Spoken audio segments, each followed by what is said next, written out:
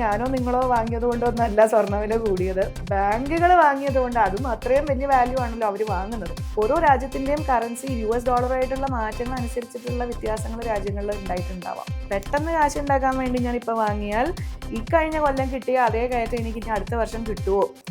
സാധ്യത കുറവാണ്. എനിക്ക് ഇത്രയും അസറ്റ്സ് എൻ്റെ കയ്യിൽ ഉണ്ടെങ്കിൽ അതിൻ്റെ ഒരു ഭാഗം എന്തായാലും സ്വർണ്ണമായിരിക്കണം. സ്വർണ്ണ വില ഇത്രയും കൂടി ജ്വല്ലറി വാങ്ങി വെച്ച ആളുകൾക്ക് അതിൻ്റെ മുഴുവൻ ബെനിഫിറ്റ് കിട്ടിയോ? ഇല്ല എന്നുള്ളത് 100% ഉറപ്പാണ്. എൻ്റെ ഒരു ആവശ്യത്തിന് ഉപകാരപ്പെടാത്ത ഒരു അസറ്റ് ഉണ്ടായിട്ട് കാര്യമില്ല എന്ന് തന്നെയാണ് ഞാൻ വിശ്വസിക്കുന്നത്. കടം വാങ്ങുക എന്നുള്ളത് മാത്രമല്ല ഇവിടെ വിഷയം.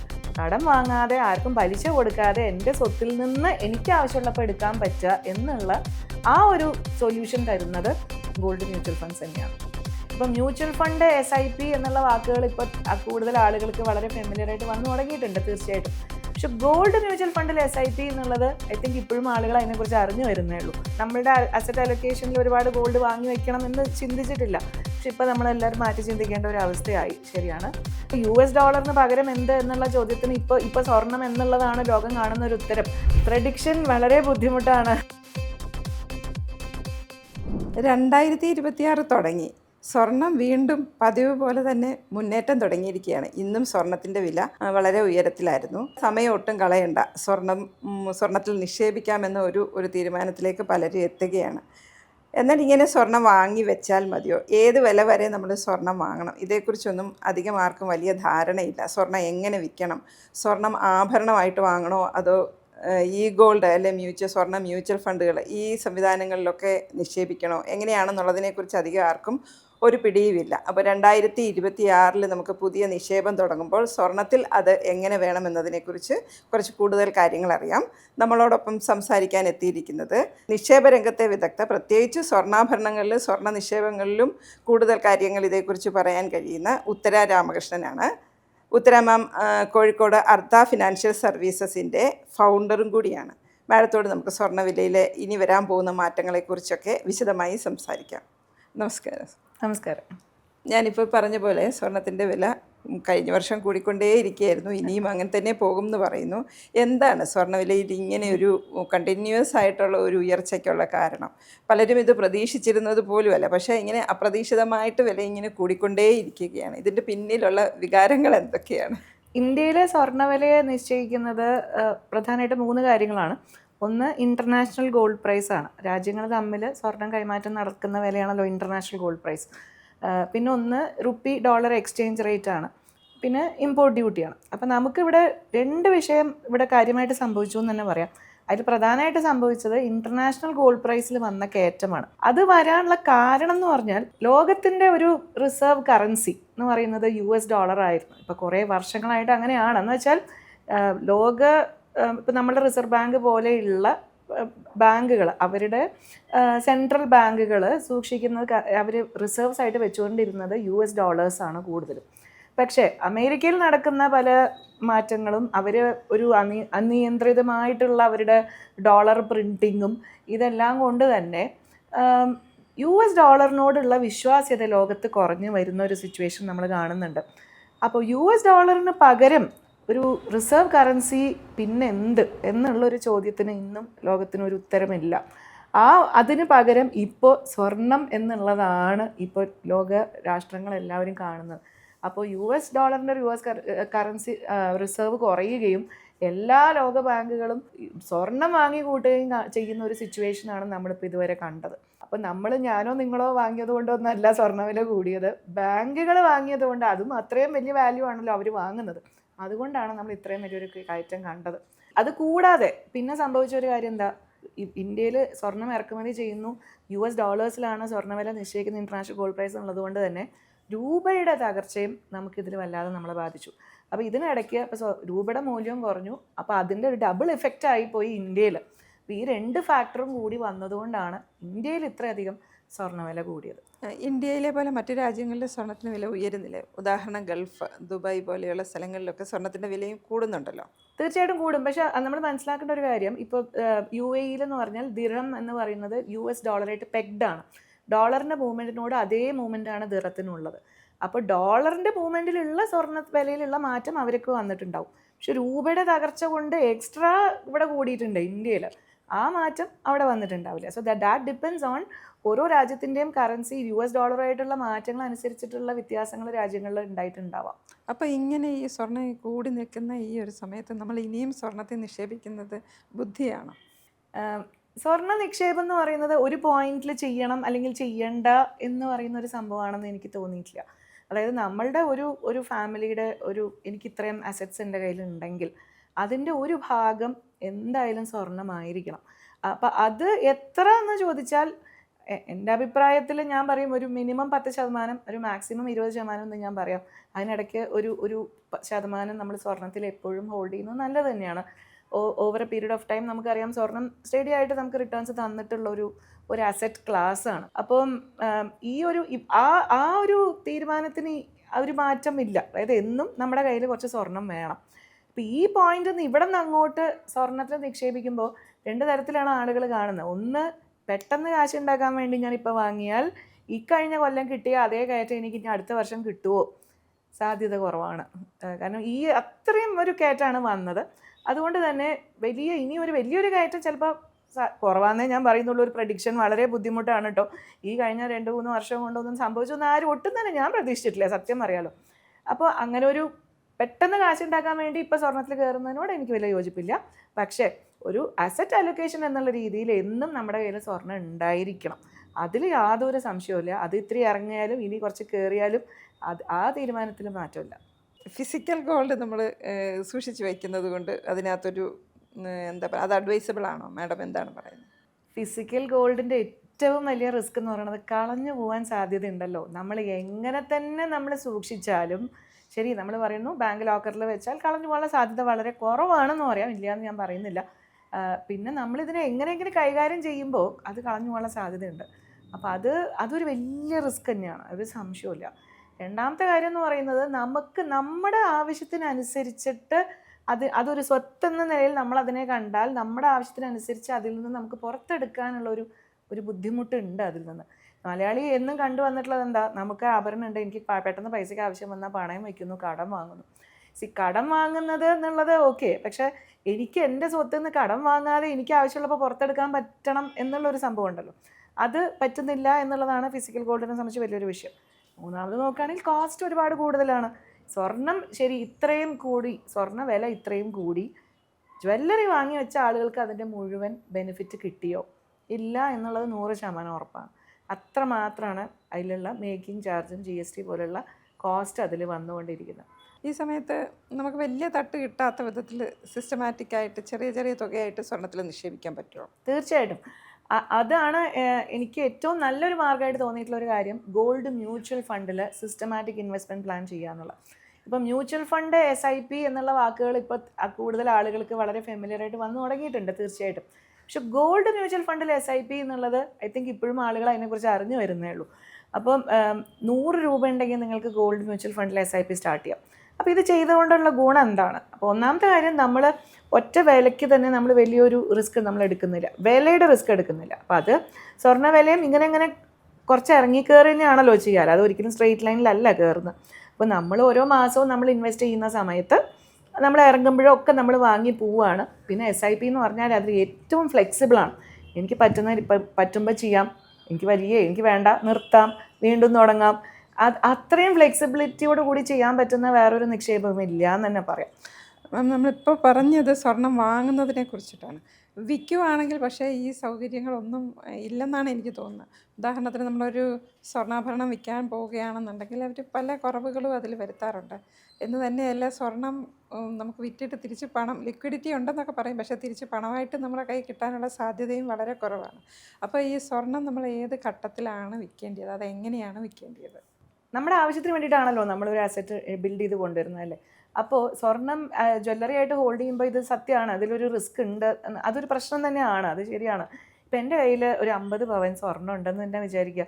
എനിക്ക് അതിൽ നിന്ന് എനിക്ക് പെട്ടെന്ന് എൻ്റെ ആവശ്യത്തിന് കുറച്ച് പൈസ വേണമെന്ന് പറയുമ്പോൾ അത് ഇത്തിരിയായിട്ട് എടുത്ത് വിൽക്കാൻ ഉള്ളൊരു ബുദ്ധിമുട്ടുണ്ട്. പല ജ്വല്ലറികളും നമ്മൾ കൊണ്ടുകൊടുത്താൽ അവർ പൈസയായിട്ട് തരുന്നില്ല എന്നുള്ളൊരു പ്രശ്നമുണ്ട്.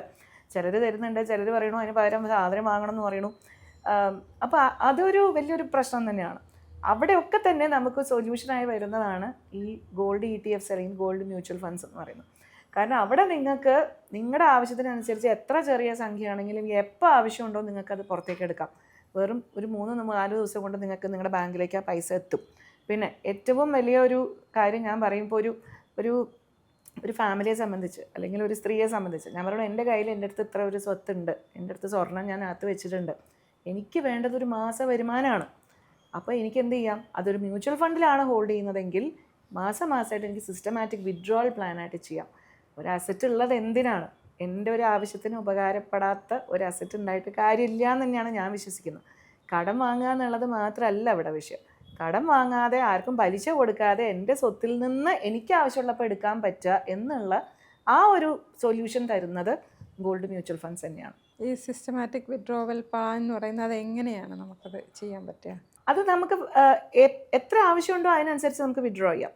ഇപ്പം ഞാൻ നേരത്തെ പറഞ്ഞ ഉദാഹരണത്തിൽ നിങ്ങളിപ്പോൾ ഒരു 50 പവനുണ്ട്, നമ്മുടെ അടുത്ത് ഒരു 50 ലക്ഷം രൂപ വാല്യൂ ഉണ്ടെന്ന് വിചാരിക്കുക. അപ്പോൾ ഇന്നത്തെ ഏകദേശം വെച്ച് നോക്കുകയാണെങ്കിൽ അതിൽ നിന്ന് എനിക്ക് തീരുമാനിക്കാം, എനിക്ക് മാസം 10,000 വേണോ, 20,000 വേണോ, 30,000 വേണോ, എനിക്ക് വേണ്ടതിനനുസരിച്ച് വിഡ്രോ ചെയ്യാം.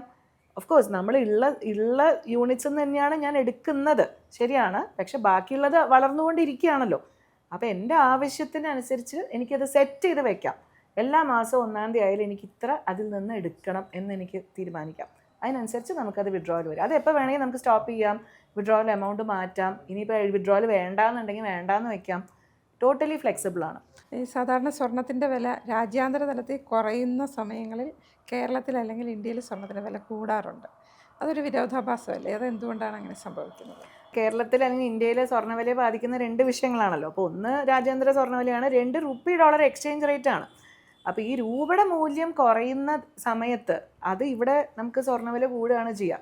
അപ്പോൾ ഇതിൻ്റെ രണ്ടിൻ്റെയും കോമ്പിനേഷനാണ് നമ്മുടെ ഇവിടെ വില നിശ്ചയിക്കുന്നത്, അല്ലാതെ ഇൻ്റർനാഷണൽ ഗോൾഡ് പ്രൈസിൻ്റെ മൂവ്മെൻറ്റ് മാത്രമല്ല. അപ്പം അതുകൊണ്ടായിരിക്കും അങ്ങനെ സംഭവിക്കുന്നത്. സ്വർണം പോലെ തന്നെ ഇപ്പം വില കയറുന്ന മറ്റൊരു ലോഹമാണ് വെള്ളി. ഈ വെള്ളിയുടെ കാര്യത്തിൽ വെള്ളി നമുക്ക് പുതിയതാണ്. വെള്ളിയുടെ വിലക്കയറ്റം എനിക്ക് തോന്നുന്നു ഈ കഴിഞ്ഞ വർഷം തൊട്ടാണ് ഇത്ര പ്രകടമായിട്ട് തുടങ്ങിയത്. നമുക്ക് പുതിയ ഒരു അനുഭവമാണ്. ഈ വെള്ളി വിലയുടെ നേട്ടം നമുക്ക് എങ്ങനെ എടുക്കാം? അതല്ലെങ്കിൽ നമ്മൾ ഇപ്പം വെള്ളിക്ക് വില കൂടിയത് കൊണ്ട് കുറച്ച് വെള്ളി വാങ്ങി വെച്ചു, ഇത് നമുക്ക് വിൽക്കാൻ പറ്റുമോ? അതിനൊക്കെ നമ്മൾ എന്താണ് ചെയ്യേണ്ടത്? ശരിയാണ്. ഈ വെള്ളിയുടെ ഈ ഒരു വിലക്കയറ്റം ഭയങ്കര അത്ഭുതപ്പെടുത്തുന്ന ഒരു സംഭവമായിരുന്നു. കാരണം വെള്ളി ഭയങ്കര വോളറ്റൈലാണ്. ഇപ്പം നിങ്ങൾ പാസ്റ്റ് കുറേ വർഷത്തെ ഹിസ്റ്ററി എടുത്ത് നോക്കിയാൽ സ്വർണം പോലെ സ്റ്റഡി ആയിട്ട് കയറുന്ന ഒരു സംഭവമല്ല. കയറ്റവും ഭയങ്കരമായ ഇറക്കവും അങ്ങനെ പോകുന്ന ഒരു മെറ്റലാണത്. അപ്പം അതുകൊണ്ട് തന്നെ ഇപ്പം ഈ ഇടയ്ക്ക് വന്ന ഒരു വലിയൊരു കയറ്റം എന്ന് പറയുന്നത് പ്രധാനമായിട്ടും ഈ ഇൻഡസ്ട്രിയൽ യൂസ് വെള്ളിക്ക് ഒരുപാട് പെട്ടെന്ന് കൂടി എന്നുള്ളതാണ് സംഭവം.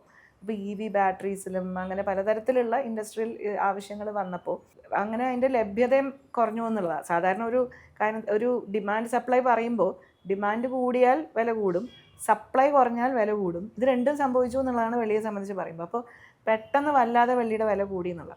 അപ്പം ഇനി ശ്രദ്ധിച്ചിട്ടുള്ളൊരു കാര്യം, കേരളത്തിൽ പൊതുവേ നമ്മൾ ഈ വെള്ളി വാങ്ങുന്ന ഒരു ജനറൽ കൾച്ചർ കുറവാണ്. ഇപ്പം നിങ്ങൾ നോർത്ത് ഇന്ത്യയിലോ അല്ലെങ്കിൽ കേരളത്തിന് പുറമേയുള്ള പല കമ്മ്യൂണിറ്റീസിലും നിങ്ങൾ നോക്കിയാൽ നമ്മളൊരു ആഘോഷത്തിനോ അല്ലെങ്കിൽ എന്തെങ്കിലും ഒരു ഗിഫ്റ്റിനോ ഒക്കെ വളരെ പതിവായിട്ട് തന്നെ വെള്ളിയുടെ കോയിൻ അല്ലെങ്കിൽ വെള്ളിയുടെ ചെറിയ പാത്രങ്ങളോ അങ്ങനെയൊക്കെ നമ്മൾ ഒരുപാട് വെള്ളി വാങ്ങുന്ന പൊതുവെ ഒരു കൾച്ചർ ഉണ്ട്. പക്ഷെ ഇവിടെ അത് പൊതുവെ കുറവാണ്. അപ്പോൾ വെള്ളിയെ നിക്ഷേപിക്കണമെങ്കിലും എഗെയിൻ ഞാൻ പറയും, ഫിസിക്കൽ ഇത് വാങ്ങി വയ്ക്കുന്നതല്ല അതിൻ്റെ ഒരു solution.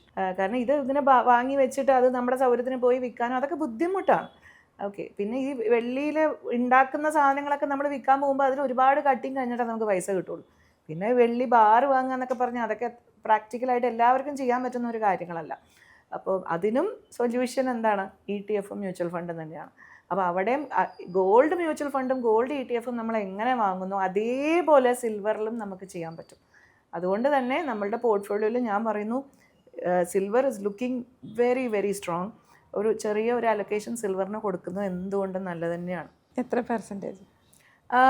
Depends on how comfortable you are with the price movement. നിങ്ങളൊരു പെട്ടെന്നുള്ള കയറ്റ ഉറക്കവും വളരെ കംഫർട്ടബിൾ ആയിട്ടുള്ള ഒരാളാണെങ്കിൽ ഐ വിൽ സേ നിങ്ങൾക്ക് മേ ബി അപ് ടു 10% വരെയൊക്കെ പോവാം. പക്ഷേ ചിലർ അത്രയ്ക്ക് മൂവ്മെൻറ്റ് കംഫർട്ടബിൾ അല്ല എന്നുണ്ടെങ്കിൽ നിങ്ങൾക്ക് ആക്ച്വലി ഒരു മാക്സിമം അപ് ടു 5% വരെ പോവാം. പിന്നെ ഇപ്പോൾ ഗോൾഡ് ആൻഡ് സിൽവറിൽ ഇൻവെസ്റ്റ് ചെയ്യുന്ന മ്യൂച്വൽ ഫണ്ട്സ് ഉണ്ട്. ഓക്കെ, അത് രണ്ടിലും ചെയ്യും. അപ്പോൾ പിന്നെ അത് രണ്ടിൻ്റെ മൂവ്മെൻറ്റ് ഒരുമിച്ച് നമുക്ക് അങ്ങോട്ട് കിട്ടിക്കോളും. രണ്ടും വേറെ വേറെയൊക്കെ നോക്കി ട്രാക്ക് ചെയ്യാനൊക്കെ മെനക്കിടാണെന്ന് തോന്നുന്നുണ്ടെങ്കിൽ കമ്പൈൻഡ് ആയിട്ടുള്ള ഫണ്ട്സും ഉണ്ട്. ഒരു 5 to 10% at the moment I think silver is looking very strong. നേരത്തെയൊക്കെ ഒരു ഫിനാൻഷ്യൽ പ്ലാനിങ് തയ്യാറാക്കുമായിരുന്നെങ്കിൽ അതിലൊരു 5% ഗോൾഡിലാവാം എന്നൊക്കെയായിരുന്നു പറഞ്ഞിരുന്നത്. പക്ഷേ ഇപ്പം അങ്ങനെയല്ല, ആ അളവ് കൂട്ടിക്കൊണ്ട് വരുന്നുണ്ട്. അത് ആ ഒരു രീതിയെക്കുറിച്ചൊന്ന് പറയുമ്പോൾ, നമ്മളുടെ ഫിനാൻഷ്യൽ പ്ലാനിങ്ങിലേക്ക് സ്വർണ്ണം എത്രത്തോളം കൂടുതൽ വേണം? പ്രത്യേകിച്ച് ലേഡീസൊക്കെ ഇപ്പോൾ ഒരുപാട് ഇൻവെസ്റ്റ്മെൻറ്റും കാര്യങ്ങളും ഒക്കെ ചെയ്യാറുണ്ട്. അവർക്ക് എത്രത്തോളം ഇത് അഡ്വൈസബിൾ ആണെന്നൊന്നും. പേഴ്സണലി പറയുകയാണെങ്കിൽ ഞാനും സ്വർണത്തിൻ്റെ അങ്ങനെ വലിയ ഒരുപാട് സ്വർണം വാങ്ങി കൂട്ടി വെക്കുകയെ അങ്ങനെയൊന്നും ചിന്തിക്കാത്ത ഒരാളാണ്. എന്തോ നമ്മുടെ കയ്യിൽ കുറച്ച് ജ്വല്ലറി അവിടെ ഉണ്ട്, അതവിടെ വെച്ചു എന്നുള്ളതല്ലാതെ കൂടുതൽ നമ്മളുടെ അസറ്റ് അലൊക്കേഷനിൽ ഒരുപാട് ഗോൾഡ് വാങ്ങി വെക്കണം എന്ന് ചിന്തിച്ചിട്ടില്ല. പക്ഷെ ഇപ്പം നമ്മളെല്ലാവരും മാറ്റി ചിന്തിക്കേണ്ട ഒരു അവസ്ഥയായി. ശരിയാണ്. അപ്പം ഞാൻ പറഞ്ഞു maximum I will say 20% allocation ഗോൾഡിലേക്ക് കൊടുത്താൽ മതി. അതിൽ കൂടുതൽ ചെയ്യേണ്ട എന്നാണ് എൻ്റെ അഭിപ്രായം. ഈ 20% നമ്മൾ പറയുമ്പോൾ നമ്മുടെ കയ്യിൽ ബേസിക്കലി ഉപയോഗിക്കുന്ന ജ്വല്ലറി ഓക്കെ അത് മാറ്റി വയ്ക്കുക. ബട്ട് നമ്മളൊരു ഇൻവെസ്റ്റ്മെൻ്റ് ആയിട്ട് കാണുന്ന സാധനം എന്ന് പറയുമ്പോൾ, ഇൻവെസ്റ്റ്മെൻറ്റ് എന്ന് പറയുമ്പോൾ നമുക്ക് ആവശ്യമുള്ളപ്പോൾ അത് മാറ്റാനും വിൽക്കാനും എടുക്കാനും ഒക്കെ പറ്റുന്നതായിരിക്കണം. മാക്സിമം ഐ വിൽ സേ 20% നമ്മളതിലേക്ക് പോകുന്നത് നല്ലൊരു ഐഡിയ ആണെന്ന് തന്നെ എനിക്ക് തോന്നുന്നത്. Maximum 10 to 20 is fine. Minimum 10 കൊടുക്കുക. അത് മൂവ്മെൻറ്റിനനുസരിച്ച് വ്യത്യാസങ്ങൾക്കനുസരിച്ച് കുറച്ച് അങ്ങോട്ടും ഇങ്ങോട്ടൊക്കെ ആവാം. ഐ വിൽ സേ ഒരു ആവറേജ് 15 ഇസ് ഓൾസോ ഗുഡ്. ആ ലെവലിൽ ചിന്തിക്കാം. ഓക്കെ. എന്തായാലും മാമിൻ്റെ അഭിപ്രായത്തിൽ ഇനിയും വരുന്ന വർഷവും അല്ലെങ്കിൽ ഈ വർഷവും നമുക്ക് സ്വർണം വളരെ കാര്യമായിട്ട് തന്നെ കരുതാം അല്ലേ? പ്രഡിക്ഷൻ വളരെ ബുദ്ധിമുട്ടാണ് സുജ. ഞാൻ ഇതിന് 2 വർഷം മുമ്പ് എന്നോട് ചോദിച്ചപ്പോൾ ഇനിയും ഇത്രയൊന്നും ചിലപ്പോൾ ഇനി കയറില്ലായിരിക്കും എന്നൊക്കെ പറഞ്ഞ ആളാണ്. ഞാൻ പറഞ്ഞത് 300% തെറ്റി എന്നുള്ളതാണ് സത്യം. പക്ഷേ അതുകൊണ്ട് തന്നെ ഒരു പ്രഡിക്ഷന് ഞാൻ മുതിരുന്നില്ല. ആകെ എനിക്ക് പറയാനുള്ളത് വലിയൊരു കറക്ഷനോ ക്രാഷോ ഞാൻ പ്രതീക്ഷിക്കുന്നില്ല.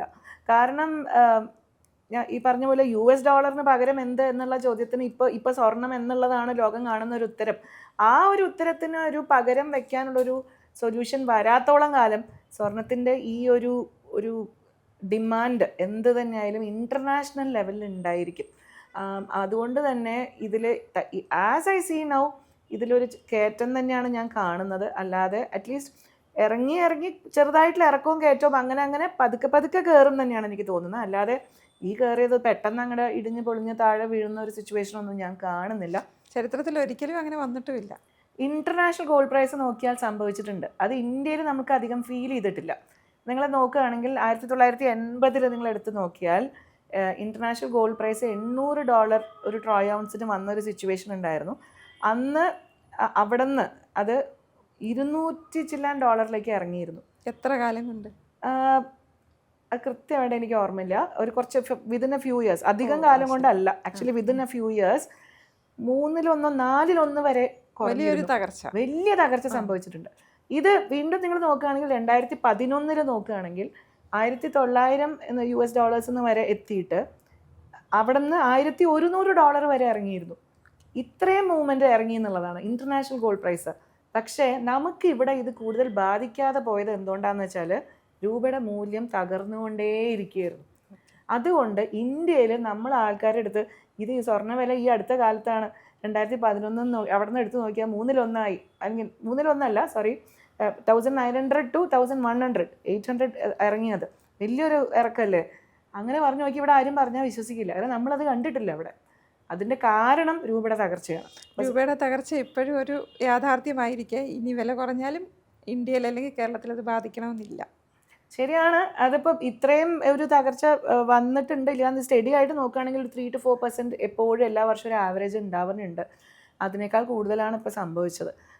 ഇത്രയും ഒരു മൂല്യതകർച്ച ഇനി ഞാൻ അങ്ങനെ പ്രതീക്ഷിക്കുന്നില്ല. പക്ഷെ രൂപ ഡോളറിനെതിരെ ശക്തി ആർജിച്ചുള്ളൊരു തിരിച്ചു വരവ് എന്നെങ്കിലും സംഭവിച്ചാൽ നമ്മൾ നേരെ ഇതിൻ്റെ റിവേഴ്സും നമ്മളിവിടെ കാണേണ്ടി വരും. അതായത് രാജ്യാന്തര തലത്തിൽ സ്വർണ്ണവില കൂടുമ്പോഴും നമ്മുടെ ഇവിടെ സ്വർണ്ണവില ഇറങ്ങുന്ന ഒരു സിറ്റുവേഷൻ അത് വരുമോ എന്ന് ചോദിച്ചാൽ എനിക്കറിയില്ല. Is it possible? Yes, it is possible. Okay ma'am, thank you so much. Happy investing in gold.